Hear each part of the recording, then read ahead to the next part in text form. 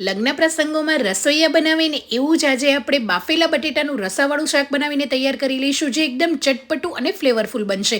તો રસાવાળા બટેટાનું શાક બનાવવા માટે અહીંયા મોટી સાઇઝના 2 બટેટા લીધા છે અને વચ્ચેથી કટ કરીને કુકરમાં એડ કરી દઈશું. 2 કપ જેટલું પાણી એડ કરીને 4 વિસલ કરી લઈશું. બટેટા સરસ રીતે બફાઈ જાય એટલે એની છાલને કાઢી લઈશું અને આ રીતે મીડિયમ સાઇઝના પીસીસ કરી લઈશું. તમે હાથની મદદથી પણ કરી શકો. તો બધા જ બટેટાને અહીંયા મેં કટ કરી દીધા અને શાક માટેની એક પેસ્ટ બનાવી લઈશું. તો આદુ, લીલા મરચાં, સૂકા ધાણા, વરિયાળી અડધી ચમચી લઈશું. 4 થી 5 કાળા મરી, 1 તજનો ટુકડો, લસણ અને લીલા ધાણા એડ કરીને દાણેદાર ગ્રાઇન્ડ કરી લઈશું. હવે 2 ચમચી તેલની અંદર અડધી ચમચી રાઈ, જીરું, બાદિયા, સૂકા મરચાં એડ કરી લઈશું. અડધી ચમચી જેટલી હિંગ એડ કરી લઈશું. બનાવેલી પેસ્ટ એડ કરીને સાતરી લઈશું અને થોડા એવા મીઠા લીમડાના પાન એડ કરી લઈશું. હવે મસાલામાં અડધી ચમચી જેટલો હળદર પાવડર, 1 ચમચી ધાણા જીરું પાવડર, 1 ચમચી લાલ મરચું અને અડધી ચમચી ગરમ મસાલો, 1/4 કપ પાણી એડ કરીને મસાલાની પેસ્ટ બનાવી લઈશું. આ પેસ્ટ બનાવવાથી એક અલગ જ શાકનો ટેસ્ટ આવશે અને ખાવાની મજા આવશે. પેસ્ટને એડ કરી લઈશું. સ્વાદ પ્રમાણે મીઠું એડ કરીને ઉકળી જાય પાણી એટલે એની અંદર કટ કરેલા 2 થી 3 નંગ મોટી સાઇઝમાં ટામેટા એડ કરીશું. ટામેટા સરસ રીતે કૂક થઈ જાય એટલે બાફેલા કટ કરેલા બટેટા અને 1 કપ પાણી એડ કરીશું.